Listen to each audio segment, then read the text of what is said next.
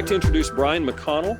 Brian's with the Open SETI Data Archive. He's written a paper on something called the Spacecoach, written with Alex Tolley. It was published in the Journal of the British Interplanetary Society and is presented here at the strong recommendation of Paul Gilster.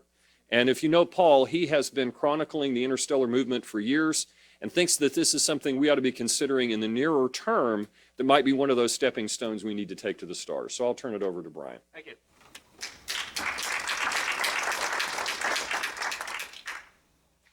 Yes, so just to give you a little bit of background, about 10 years ago, Alex and I submitted a paper and later followed it up with a book for Springer on the concept of a spacecraft platform that was largely built around solar electric propulsion in conjunction with the use of water and crew consumables as propellant. We initially got onto this track thinking, for the past several decades, all of our spacecraft architectures have been based around a rocket and capsule design. And we wondered, well, what could you do if you got away from the surface to orbit leg and really focused on building an interplanetary craft? And so our design criteria for this exercise were to come up with something that would be A, as simple and as serviceable as possible. B, reusable and upgradable in field if possible. Mostly water by mass. Because one of the things, even with relatively near-term missions like Mars, you're always talking about multi-year mission, and the consumables and crew life support requirements are quite prohibitive, even with a very small crew. So if you want to send a decent number of people anywhere, you're going to be dealing with shipping large amounts of mostly water. So what if you could turn that mostly into propellant? And then also to come up with something that's not built from the ground up around a specific mission. That's another trap we see all the time, that you'll have a whole system like SLS that's really just all about Mars. What if you could build something that was a lot more flexible? You could do Mars, Venus, the inter-asteroid belt. So that's where we started off with this. And we wanted something that could be built in the near term and improved on incrementally. A little bit about my background. I've spent most of my career in the computer and telecommunications industry. And one of the things that's characterized that is that, there really haven't been any huge, giant breakthroughs. It's mostly been, the compounding of lots of small improvements, which individually seem, you wouldn't even notice them, but that's the reason why we're walking around with supercomputers in our pockets. We're not using room-sized computers anymore. And you would start with something, where you could do missions in an inner solar system, gain a lot of experience with long-duration, multi-year missions, and expand outward as your propulsion and power plant technologies are improved. So we looked at 3 converging technologies. Again, this was about 10 years ago, but I think this still largely holds, and it's also been validated by work done in the meantime. First, we were looking at solar electric propulsion as the basic propulsion platform, thin film photovoltaics for power, and inflatable and expandable structures for actual mass or structure of the ship, with the goal of achieving multi-year missions within the inner solar system, in the near term, and then building upon that. One note, we specifically ruled out using nuclear electric because we just sort of assumed that would be a political deal stopper. Like, even if it's a superior way to generate power, there'd be no point in discussing that because there'd be no way to get that done in the near term. So we just took that off the table and looked at what we could build or design around using this basic design pattern. So starting off with solar electric propulsion and water, what we did here is we just surveyed the literature and experiment results on electric propulsion platforms that have been done over the past several decades. And we specifically looked for technologies where they had worked with water or other waste streams, carbon dioxide, in addition to the usual propellants, which are typically inert noble gases. So what we found is that even in our modeling, even engines that operate at a pretty low exhaust velocity, still several times better than chemical propulsion, the economic improvements are really impressive because you're taking something that used to be dead weight and turning it into propellant. And that has huge implications on long duration trips. So what we found is that, I'll get into this in a second, You didn't need to look for something that had an extremely high VE. Actually, some of these technologies are just slightly better than chemical propulsion, but when you model the economics, in a lot of cases, they end up being superior. Another attractive feature is these are modular units that operate at relatively low power on an individual unit basis, like a few kilowatts to maybe 10 kilowatts per unit. So you don't have one giant thing that can fail catastrophically. You have lots of small units that can be swapped out. And it also gives the ability to cluster them for collectively high capacity. But you could also mix different technologies. So for example, if you had a particular type of engine that works really good with carbon dioxide, but is terrible, if anything that's got a lot of carbon in it, such as a gasified waste stream, you can optimize the mix of engines to deal with the different types of propellant feeds that you'd be anticipating, as well as tune them for VE requirements, that are matched to a particular mission that you're doing. So we looked at 3 technologies in particular. That doesn't mean that there are others that wouldn't work as well. One thing we found is that microwave electrothermal thrusters, these have been tested extensively with water. They operate at the low end of the performance envelope. They have exhaust velocities of around 8 or 9 kilometers per second. But they're very simple. This is basically, think of like a tiny microwave oven with a hole punched into it that exhausts out. And that's oversimplifying it a bit. But it's pretty low tech. Works really well with water. And in fact, there's a company called Momentous Space that we just found out about a few weeks ago that's working actively. They don't say it's MET in their platform, but it, based on the numbers, looks a lot like that. We also looked at electrodeless Lorentz force thrusters. These have also been tested with water as well as CO2 and other gases, and operate at about twice the VE, around 17 kilometers per second. They look especially attractive because they seem to be able to work with a good mix of inputs. And then Hall effect thrusters, which are already widely used for satellite positioning and station keeping, they have even better performance.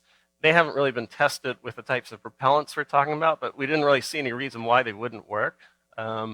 So that's another interesting candidate. I don't have time to go into it in this presentation, but we modeled a number of different missions. We did Mars, Venus, as well as to asteroid belt to Ceres, with a wide range of DV requirements. And what we found out was that the sweet spot for these types of missions, if you can get to VE in the range of 10 to 30 kilometers per second, it really works nicely, because if you go much above that, your power requirements go through the roof, and then you run into constraints with your power plant, which I'll talk about next.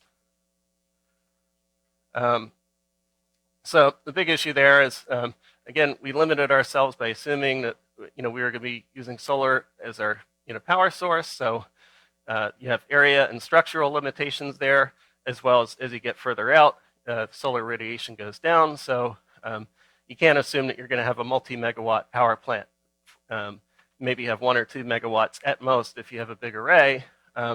So your constraint there is how much impulse can you generate given a unit of power or unit of energy. So low VE, you get more impulse, but your propellant efficiency goes down. Higher VE, you need a lot more power to generate the same amount of impulse. So if you look at this slide, you'll see the METs are at the top left, and then as you slope down, you get into higher VE technologies such as ion engines and Vasimir, which we really didn't look at because for missions within the inner solar system, it would be overkill, and power requirements would be a deal breaker. So a few words on the benefits of consumable propellant. A lot of this does sort of make common sense. The more consumables they have, the more DV you can do, the more payload you can push, and the better your endurance and safety margin, which is not the case if consumables are dead weight, because you're always going to be under pressure to get rid of dead weight. Whereas if it's consumables, but it's also useful propellant, that's kind of gets rid of a vicious cycle that plagues most of these mission designs. One-pass life support is easier to do than closed loop. Of course, you want to recycle water as much as you can, But if you have a unit that breaks, let's say, for example, a urine recycling unit or something like that, and you're on a mission to Mars and you can't replace it, that can be a real problem. In this kind of architecture, well, it's just, you just adjust what you're venting out your propellant system. Refueling with water, way easier to do than with cryofuels, and also opens the potential for in situ resource utilization, so you can pick up fuel as you travel. And then, as I mentioned earlier, the power plant becomes your primary constraint here. And I'll get into that in a minute. Also, a few notes on safety. One of the interesting things that we found is that water on a per weight basis or per mass basis is pretty good. It's almost as good as lead for radiation shielding. You get about 5.5 halvings per meter. Unlike lead, you can drink water. You can also, pump it into different shaped containers. So depending on how much shielding you need at a given, point in your mission, you can move the water around. So if you really need a thick shield for a solar flare, no problem. If you just need a lot of, sort of spread out shielding over long periods of time, that's not a problem. You can reconfigure that within your craft. Oxygen generation via electrolysis is really trivial to do. The other thing we looked at was, well, what if your oxygen was, in dilute hydrogen peroxide as well, just mixed with water. So, then you have a passive, no electricity required path to generating oxygen in an emergency. Thermal control is also a lot easier. And then pykrete. This is kind of an interesting detail, and I think it's probably something worth looking into for interstellar missions. Pykrete is basically just water frozen into a fibrous mass. Could be early experiments were done with paper pulp, but obviously you'd use something more sophisticated. What's interesting is that gives it a lot of structural integrity. So you end up with something that's a lot like concrete, can absorb impacts, but unlike concrete, you can easily melt and refreeze it. So that could be useful for some sort of shielding. Okay, so the next piece in the design pattern we looked at were thin film solar voltaics. Not to be confused with rigid silicon photovoltaics. These are attractive because they're flexible, they're manufactured on large area rolls, and are ideal for building large sail-like elements.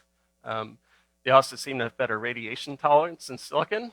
On the downside, there's not a lot of experience with actual spaceflight with this material, but it looks like an attractive candidate. Its efficiency is less efficient on a per area basis, but that doesn't really matter. What you're really looking at is watts per kilogram. So even if it's not as efficient on a per area basis, if it's much lighter, that ends up working better. I will note, like as I pointed out at the beginning, anything beyond the inner solar system, if you're looking at outer solar system or prototype missions for precursor missions for interstellar travel, you would need nuclear electric, but this is the place we can start. So what you would do here is you would attach these to a large rigid structure, with the idea being to eliminate a truss backplane like you see on the space station. And it looks like if you follow that approach, you can get up to under 1 kilogram per meter squared. And combined with an inflatable or expandable structure, there's the potential to really build a large array area. And this is the kind of the third piece we looked at, is what's been built, what's flying in the way of inflatable and expandable structures. So in particular, we looked at the Bigelow Aerospace platform. These are self-deployable, designed to fit within the existing payload cones. And it would be reasonable to expect that you could also build rolled up units that you could use to build like large spars or tethers, which I'll show in a second. And from a weight basis, it looks like about 60 kilograms per cubic meter of volume is about where these are now. Similarly, to build a large array, you would need some sort of spar that you could roll up like a fire hose, inflate, and then you have a rigid mast that you can attach a solar array to. And so what we end up with when we combine these elements, we called it the Kite Kite design, you have a central unit, which is where a lot of the crew would mostly spend their time. You'd have your engines, long inflatable masts that the solar arrays are attached to, and then additional habitats at the end of those spars. And this can all be spun up to generate artificial gravity. And when you combine all these elements together, it solves a number of problems concurrently. You have a large power source, probably 0.5 to 2 megawatts at 1 AU. You can generate artificial gravity for crew health. And in the central unit, you can have most of your water, so you have a safe place to go if you have if you need to radiation shielding. And this is just something we dug up from the 80s. NASA had looked at a tethered concept for Mars missions. They didn't envision, the tether would be something that you could traverse. So the two units would be, the crews would be separate in each unit. But if you imagine an inflatable tether joining those 2 units, it's similar to this. And then something that's emphasized here. And my background is in computing and telecom. Really, we're trying to mirror the lessons from the computer industry in this, and really building around an interface-oriented design, meaning that you have common interface points like your electric bus, feed lines, engine form factors, things like that, so that any of these individual units can be swapped out. So if somebody makes a slightly improved engine, you can replace those in the field or in a refueling stop, and you don't have to tear the whole ship apart. So what would the evolutionary pathway for a system like this look like? Well, probably would start out with uncrewed and scaled down drones or even microsatellites. So a lot of the basic technology can be validated really inexpensively and without putting people at risk. I was kind of hoped this would be happening already, but nothing happens very quickly in space. So, and then the second stage would be crewed missions, either to the general vicinity of low Earth orbit or cislunar space, where you would do simulated multi-year missions. And one of the things that's interesting here, because with an electric propulsion platform, you're not generating a lot of thrust in a short period of time. It's really done over an extended period of time. You could actually simulate a mission to Mars in the vicinity of cislunar space just by doing a long series of altitude or plane changes that add up to the DV that you would need on a Mars trip. So the same duration, same cumulative delta V, you can fully shake out the platform, but your crew's always just a couple days away if they need to bail in an emergency. From there, you would proceed to crewed missions to destinations in the inner solar system, and then as new propulsion or power plant technology comes online, you'd be able to venture further and further outward beyond the limits of what you can do with solar power. Just a few notes on power plants. So solar electric propulsion has obvious limits, and you probably could push it out as far as the asteroid belt if you have a large enough array, but really getting much beyond that just gets really hard because you just don't have enough power, and you need higher, you have higher DV requirements, and the engines will have higher VE requirements, and that just becomes a vicious circle. So at some point you need to switch to nuclear electric. I'm not an expert on nuclear electric, so that'll be one of the pieces that will need to be figured out. Propulsion, same thing. As you venture further and further out, and your DV requirements go up, you'll need higher engines with higher VE requirements. Already, there's a lot of stuff that can be used throughout the solar system. The Vasimir, in particular, if you have a good enough power plant, there's no reason you couldn't make a lot of these missions work with that. Getting to true interstellar travel, you're going to need something with relativistic VE again. But the whole point of this is these are things that we can do in the near term long before we're even talking about crewed interstellar missions. And we've got about 10 minutes for Q&A.